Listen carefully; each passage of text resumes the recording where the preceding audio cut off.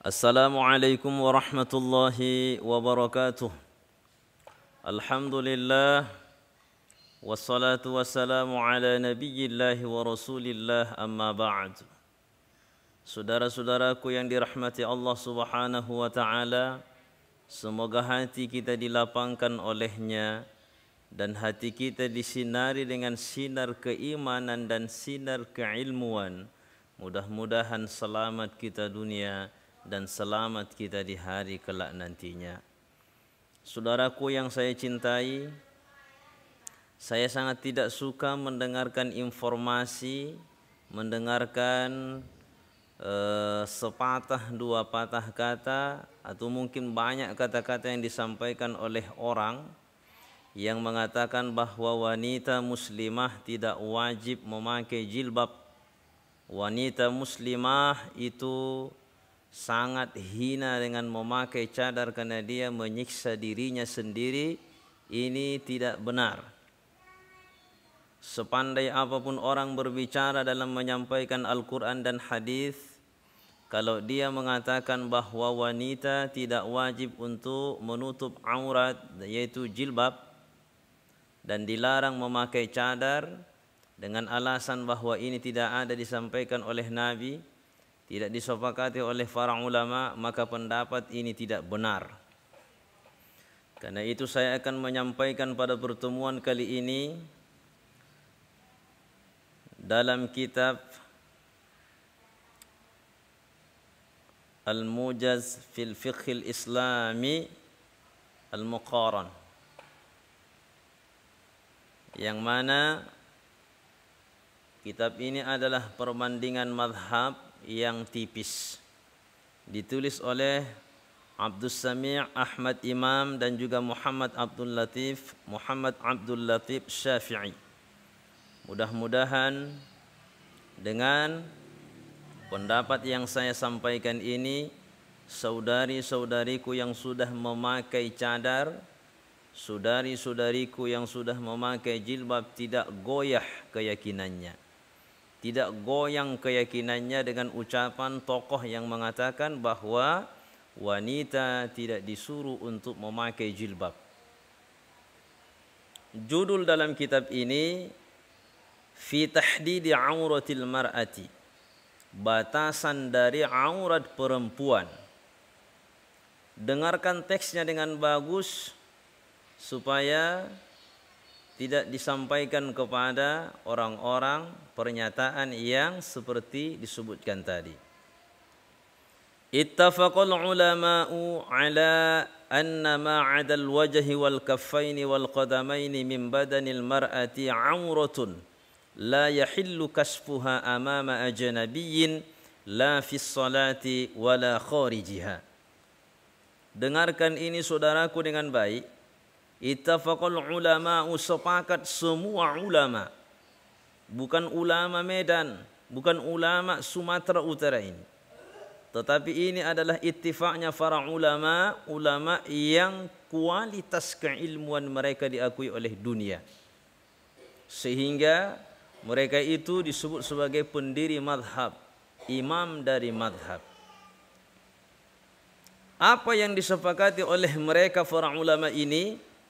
Ala anna ma'adal wajhi wal kaffaini wal qadamaini, bahwa wajah perempuan, dua tangan perempuan, wal qadamaini, dua kaki mulai dari matahari kaki ke bawah perempuan, mim badanil mar'ati, dari fisik badan wanita. Fisik wanita, badan wanita itu selain dari tiga yang disebutkan itu adalah aurat.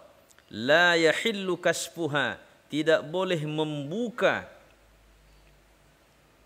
selain dari yang tiga itu, amama ajnabiyyin, di hadapan laki-laki yang boleh menikah dengan dia, dengan bahasa lain di hadapan laki-laki yang bukan mahramnya. La fis salati, tidak boleh dibuka di saat salat, wala kharijiha, begitu juga di luar salat. Tidak boleh selain dari yang tiga ini dibuka. Apa dalilnya? Firman Allah Subhanahu wa taala salah satunya di dalam surah Al-Ahzab, Ya ayyuhan nabiyyu qul li azwajika wa banatika wa nisa'il mu'minin yudnina 'alayhinna min jalabibihin. Wahai Nabi, kata Allah, Nabi SAW dipanggil oleh Allah, qul li azwajika, katakan kepada istri-istrimu, putri-putrimu dan semua wanita muslimah, wanita yang mukmin, untuk menutup mereka dengan memakai jilbab, untuk menutup badan mereka dengan menggunakan jilbab ataupun khimar. Di dalam hadis Nabi SAW bersabda, la yaqbalullahu salata haidin illa bi khimarin. Jangan dimaknai hadis ini Allah tidak menerima solat orang yang haid, itu sudah jelas. Tetapi hadis ini dimaknai bahwa siapapun wanita yang sudah dewasa, bila mana dia solat tidak menutup aurat, maka solatnya tidak diterima oleh Allah. Maka si perempuan mesti menutup auratnya supaya solat yang dia laksanakan itu diterima oleh Allah Subhanahu wa taala.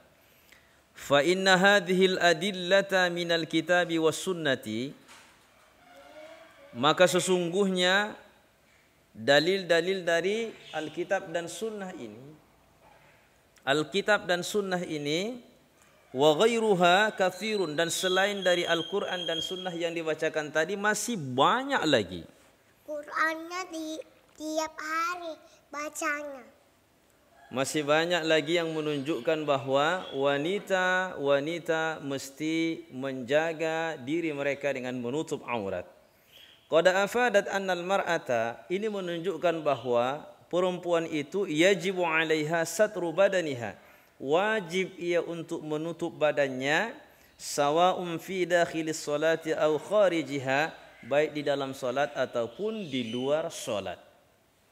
Ingat, sepakat ulama, berarti jumhur ulama, ini ijma'nya para ulama, bahwa selain dari wajah, selain dari telapak tangan, selain dari dua kaki mulai dari matahari ke bawah, selainnya itu adalah aurat perempuan. Ijma' para ulama.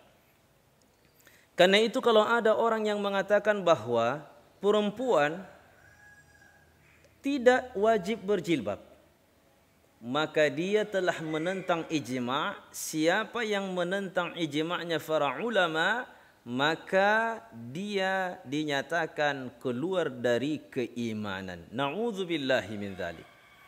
Nah, sekarang saya akan menyebutkan madhab-madhab dalam fikih yang mengikhtilafkan masalah yang tiga tadi. Selain dari wajah, ingat, selain dari wajah, dua telapak tangan dan kaki tadi adalah aurat perempuan. Jadi yang diikhtilafkan oleh para ulama cuma tiga ini.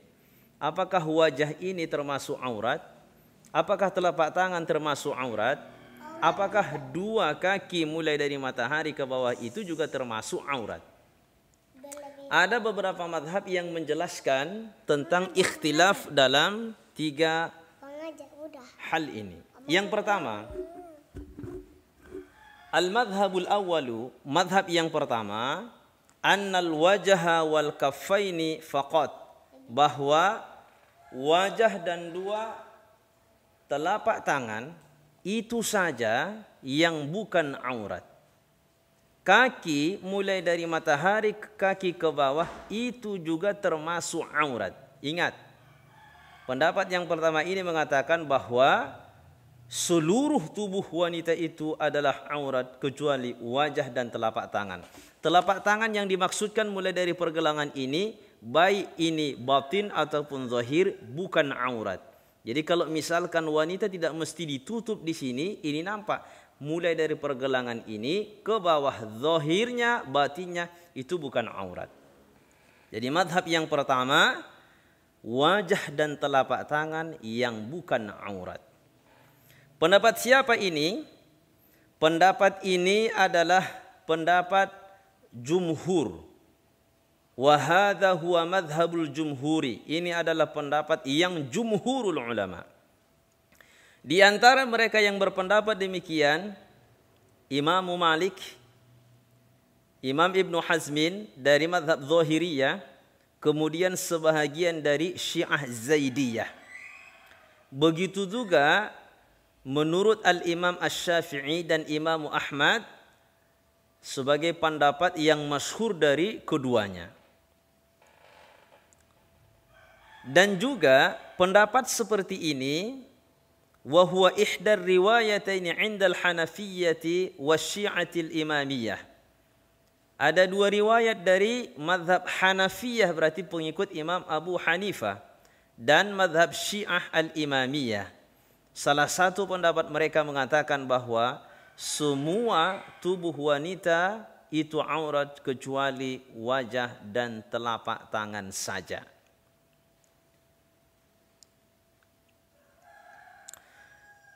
Dan kalau kita lihat dari sahabat-sahabat dan juga tabi'in yang mengatakan seperti pendapat yang pertama ini, diriwayatkan dari Sayyiduna Ali, kemudian Ibnu Abbas, kemudian Aisyah radhiyallahu anhum ajma'in.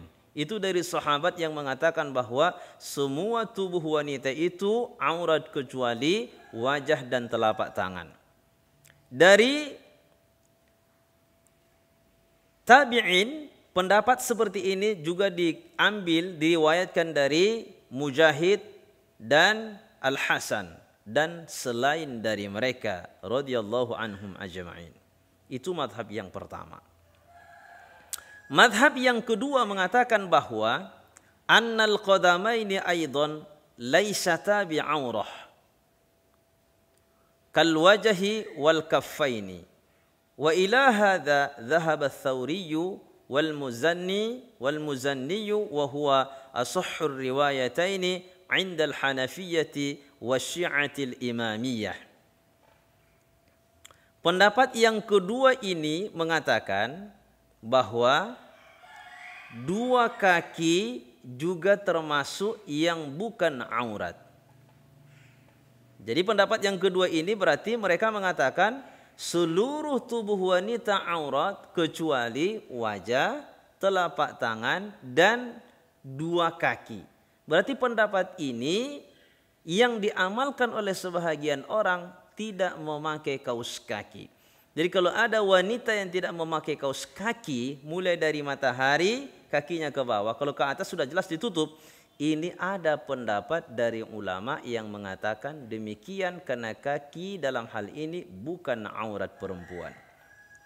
Siapa mereka? Ini pendapat Imam Ats-Tsauri, juga Al-Imam Al-Muzanni, dan ini adalah yang paling sahih dari riwayat madhab Hanafiyah. Jadi dua riwayat dari pengikut Imam Abu Hanifah, yaitu dalam mazhab Hanafiyah, yang satu mengikuti pendapat yang tadi, pendapat yang pertama, tapi yang paling sahih adalah pendapat yang kedua ini. Begitu juga dengan Syiah dari Imamiyah, Syiah Imamiyah. Dua. Pendapat yang ketiga, al-madhhabus tsalits, anna badanal mar'ata kullahu aurah. Semua tubuh wanita itu adalah aurat. Sampai kepada wajah dan dua telapak tangan, semuanya adalah aurat. Pendapat inilah yang mewajibkan wanita memakai cadar dan menutup dua telapak tangannya. Jangan heran, itu ada pendapat yang demikian. Pendapat siapa yang seperti ini? Wa huwa riwayatun an Ahmad. Ini adalah salah satu dari riwayat Imam Ahmad. Imam Ahmad ada dua pendapat darinya. Ada dua yang diriwayatkan dari beliau. Pertama mengikuti madhab yang pertama tadi. Kemudian yang ketiga ini. Jadi jangan dikatakan bahwa Imam Ahmad satu pendapat saja yang diriwayatkan dari beliau. Tapi ada dua riwayat yang dinisbahkan kepada Imam Ahmad bin Hanbal. Siapa lagi? Pendapat seperti ini juga Abi Bakar bin Abdurrahman yang termasuk dari tabi'in. Jadi pendapat yang ketiga ini seluruh badan wanita itu adalah aurat. Karena itu memakai cadar wajib. Ini adalah salah satu pendapat yang dinisbahkan kepada Imam Ahmad bin Hanbal. Kemudian pendapat yang keempat, annal wajha faqat huwa alladhi laisa bi'auratin. Pendapat yang keempat ini, wajah saja yang bukan aurat. Tangan, kaki, semua tubuh wanita itu adalah aurat. Berarti kalau ada wanita membuka wajahnya, tetapi tangan kemudian dibuat penutupnya, ini menandakan bahwa dia mengikuti pendapat yang ketiga atau yang keempat ini. Wa amma ma adahu min sairil badani fa'aurah. Maka selain dari wajah perempuan itu adalah aurat. Pendapat siapakah ini? Wa huwa ihdar riwayati an Ahmad. Ini juga diriwayatkan kepada Imam Ahmad. Wa ilaihi dhahaba Dawud. Dan pendapat ini diambil oleh Dawud al-Zahiriyu wa ba'du syi'ati Zaidiyah, dan sebahagian pendapat dari madhab Syiah Zaidiyah. Nah, sekarang kesimpulannya. Kesimpulan dari ikhtilafnya para ulama terkait dengan wajah, telapak tangan dan dua kaki mulai dari matahari kaki ke bawah. Tidak ada satupun ulama yang mengatakan bahwa boleh wanita membuka aurat selain dari wajah, telapak tangan dan kaki. Karena itu saudaraku, taubatlah anda dari pernyataan yang mengatakan bahwa wanita tidak wajib memakai jilbab. Karena menutup aurat wanita tidak ada lagi cara kecuali dengan memakai jilbab ataupun memakai cadar. Kalau mengikut pendapat yang mengatakan bahwa wajah itu seluruh tubuhnya adalah aurat, maka mata saja yang nampak. Bagaimana? Enggak mungkin dengan goni, enggak mungkin. Atau diangkongi, kepala ditutup dengan angkong atau alat yang lain, tidak bisa. Maka mesti dengan jilbab. Karena itu wanita-wanita yang pakai cadar, istiqamahlah anda memakai cadar.